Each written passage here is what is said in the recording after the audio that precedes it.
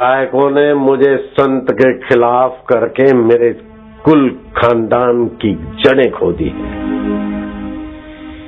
जिन्होंने मुझे बरगलाया है उनकी एड्रेसें खोजो और खोज के ले आओ, उनको अरेस्ट कर दो।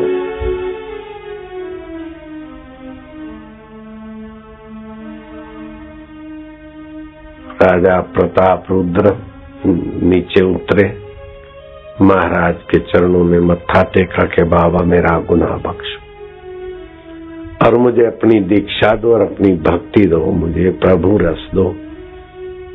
संसार का संसारी रस जीव के पुण्य नाश करता और मद देता है, मत्सर्य देता है। राजन, रामायण का एक प्रसंग सुन लो। अंगद जब लंका में जाता है तो टकुर टकुर रावण को देखता है, टिकटिकी लगाकर रावण को ऐसा देखता है कि रावण गुस्सा है। रावण अंगद के देखने की रीत को देखकर हंस पड़ता है कि अरे क्या देखता है अंगद। बोले मैं देख रहा हूं कि संशोधन करना है। समझो, मैंने हनुमान जी से जो सुना है उस बात में थोड़ा मुझे फेर फार करना है। हनुमान जी ने जो चित्रण दिया है उससे मैं कुछ विचित्र देखता हूँ। हाँ, वो तो बंदर, उसको क्या पता, हो तो लंका जला के भाग गया। तुम ठीक बोलते हो, हनुमान जो बोले उसमें संशोधन करो। ठीक है, बताओ क्या संशोधन करना चाहते हो। बोले हम कुल घालक सत्य तुम, कुल पालक 10 शीश, हम तो कुल का नाश करने वाले हैं। मन में सोचा तुम्हारे कुल का, तुम तो कुल का नाश करने वाले हो बंदर। बोले हाँ, हम कुल का नाश करने वाले और तुम कुल के पालक हो।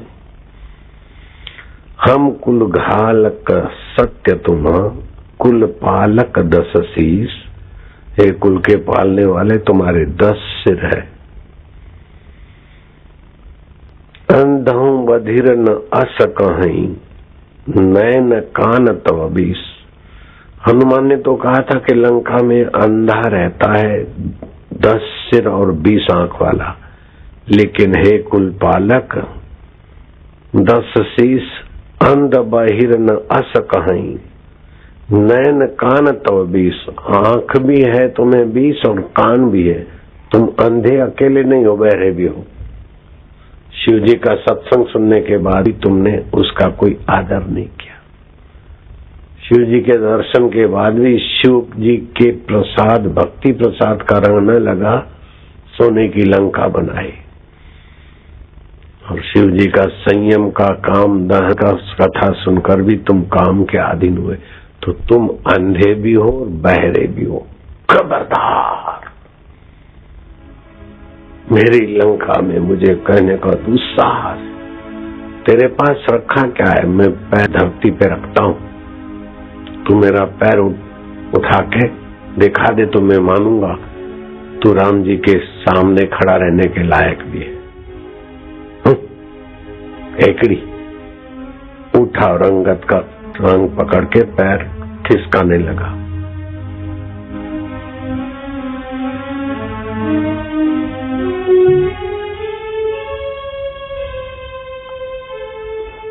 राक्षस देखते रह गए। हमारा लंकेश राम जी के सेवक का पैर उठाकर दूसरी जगह रखने में विफल हो गया। जाकर गद्दी पे बैठा, लेकिन अपनी हेकड़ी क्यों छोड़ेगा।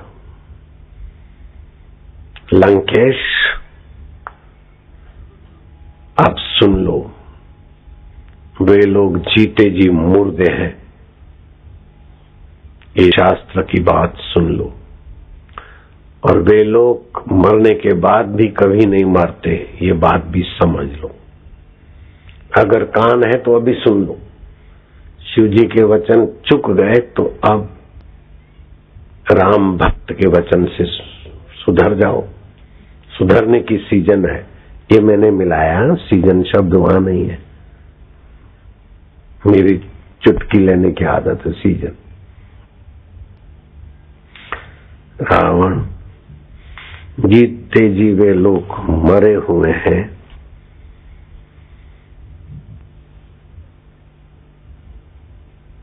चौदह प्रकार के, जो पाखंडी है, भीतर कुछ और बाहर कुछ करते, वो अपने आत्म सत्ता को, आत्म चेतना को, आत्म सामर्थ्य को दबोचने का पाप कर रहे, जीते जी मरे हैं पाखंडी लोग।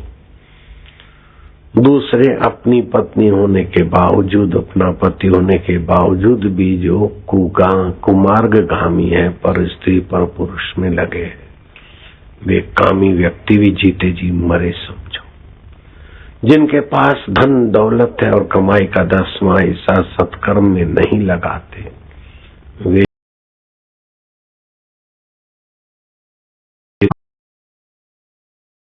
क्या करना, कैसा व्यवहार करना कुछ पता ही नहीं चलता, उसको भी जीते जी मुर्दा समझो। जो ज्ञान से दरिद्र है, भक्ति से दरिद्र है, रुपए पैसों से दरिद्र है, शिष्टाचार से दरिद्र है, वो भी मुर्दा है। जो यश से दरिद्र है, यशस्वी काम करने में पीछे हट करता है, वो भी जीते जी मुर्दा है। रावण 7वां मुर्दा वह है जो अति वृद्ध है, फिर भी वासना के अनुसार ज्यूं निर्वासनिक नारायण को नहीं पुकारता। 8वां वह व्यक्ति भी जीते जी मुर्दा है जो सदा रोगी, रोगग्रस्त पड़ा है, दूसरों के लिए मुसीबत। लंकेश 9वां व्यक्ति वह मुर्दा है जीते जी जो अति क्रोधी है। और 10वां वह है जो ईश्वर से विमुख है, सत्संग से विमुख है, सत्शास्त्र और भगवान नाम से विमुख है, वो भी जीते जी मरा हुआ है। और 11वां वह व्यक्ति है जो श्रुति संत की बात समझता नहीं, मानता नहीं, खिलाफत करता है। और 12वां वह व्यक्ति जीते जी मुर्दा